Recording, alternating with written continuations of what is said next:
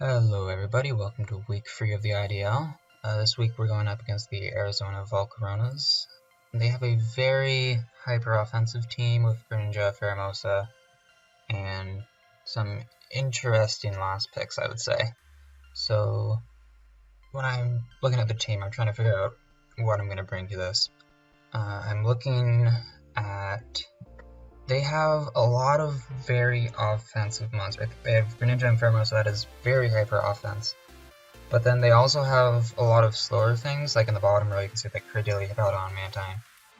Those sort of things they play a lot slower, so he can do two modes basically, and then he can kind of fit in the rest of the team as he needs. So I'm planning on bringing Trick Room is the first thought that comes to mind, because there's no way that I'm outspeeding this team, especially since he's brought Articuno and Mantine a lot, and they both had Tailwind.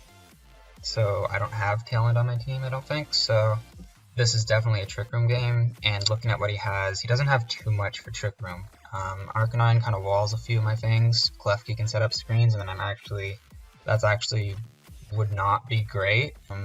But if I get Gardevoir under Trick Room, then I think that'd be really solid against this team, especially if we can weaken the Arcanine and Klefki. So let's get into my team.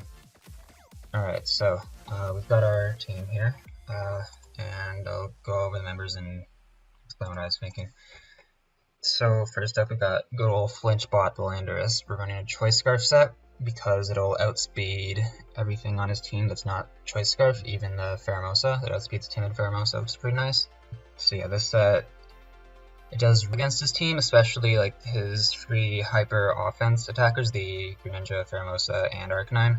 Intimidate is always useful against a team that's more hyper offense. The first three moves are pretty standard, but Explosion is going to be interesting.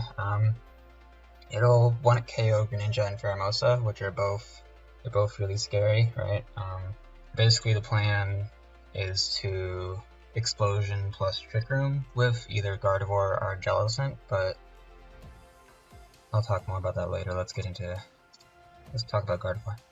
I mean, there's no reason not to bring Gardevoir, I don't think. He's got two resistances, and they're both weak to ground, which is going to be nice with Landorus.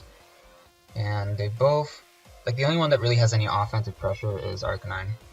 He's got a lot of ways to threaten my Gardevoir with, like, Sludge Bomb on Greninja and Poison Jab with Faramosa. But I feel like I can play around those with good speed control, so that's why we're bringing Gardevoir. Spread probably survives something important.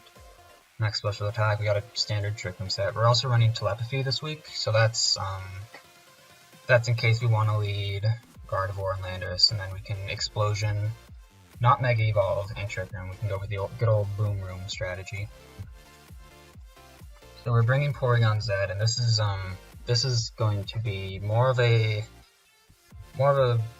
threaten him but not actually bring it sort of strategy. So like, he's gonna see this, he's gonna want to lead something that has like offensive pressure that can, you know, quickly deal with this. I mean, he could bring something like Roar, I guess, but I mean, Roar Arcanine would actually be a really solid set against this team. But like, if we do manage to set up, this will outspeed Landorus first of all, which is nice to reveal that I'm not, like, it won't immediately show that I'm Scarfed if I have both of them out at the same time. And it'll outspeed both Greninja and Faramosa, and it'll KO a lot of things on his team. This is more of a opportunity thing, so like, if I see, okay, maybe if I can pull off a nice switch, if I can sacrifice something here, or... because I'm not planning on leading with it, it's more going to be sitting in the back, waiting for a chance, and if I see one, then I'll take it, but I'm not really expecting one to show up. It'd be nice if it did, because it honestly does work against his team, but we'll see how that works out. We're bringing a bulky attacker Entei this week. Again, this has a really solid matchup against his team. It does really well against the stuff that Gardevoir doesn't do well against.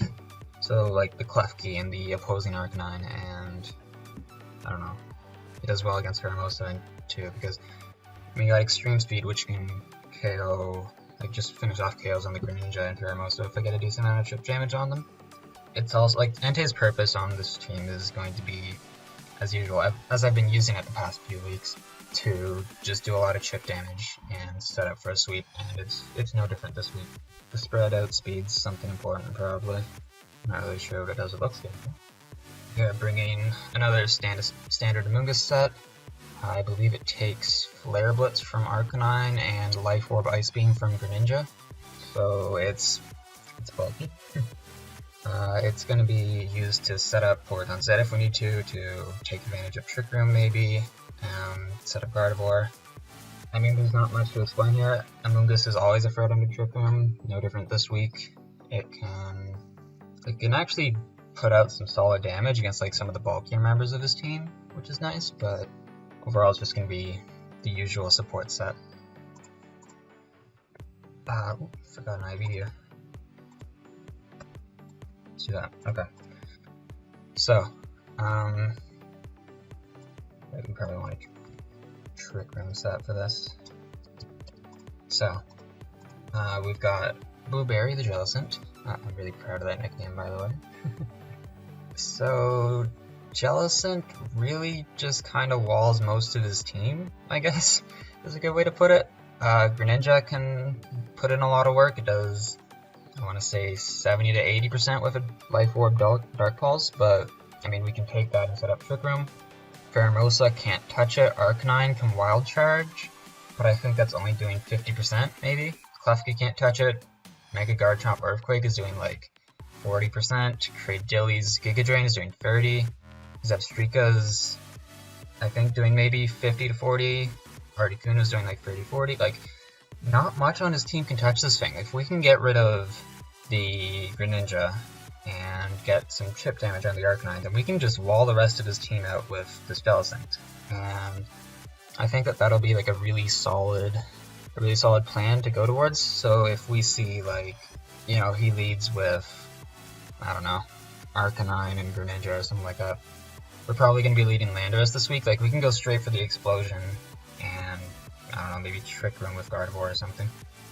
Then, once we get a lot of chip damage on, or whatever, we can essentially play really hyper-aggressive with the rest of the team until it's, like, just Jellicent left for us. Because if we wear down his team enough, then Jellicent can, and hopefully will, win the game for us straight up. So that's what we're going for this week. We're running Moringaberry again. It's mostly for the Greninja.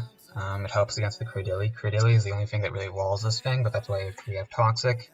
It also helps against like the Arcanine and the Mantine if we need that, because I don't know, if we just want to like start wearing stuff down and play really defensively from there. So that's going to be the team. As for leads, I'm not sure exactly yet. It depends what he brings, right? Because we have a lot of options with this team. We can go straight up for the setup with Porygon Z and Amoonguss. We can go Gardevoir Amoonguss, that's a strong combo for us. We can go Landorus plus either Gardevoir or Jellicent to go for Boom Room.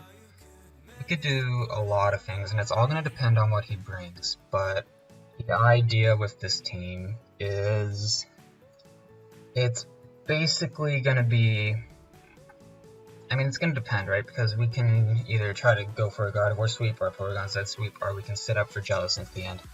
I feel like this is a really versatile team that we're bringing this week, and I feel like it handles what he brings really well. Like, if he brings Klefki and starts to set up screens so we can't sweep him as much, then we can, like, send in Entei and Amoonguss and start to play really defensively and just start putting things to sleep and just doing chip damage. I think that's going to wrap it up. We've got a solid team this week. I feel like Jellicent is actually going to put in work. I said that last week, but we didn't even get to bring it. We're not bringing Jirachi, but I feel like there were better options because a lot of his mons can hit Jirachi really hard, and I don't feel like we needed that much support because once we get the speed control advantage, then I feel like we can just have the momentum from there. So yeah, we've got a really versatile team. I think we've got a solid matchup. Jellicent's going to put in work, and I'll see you guys at the battle.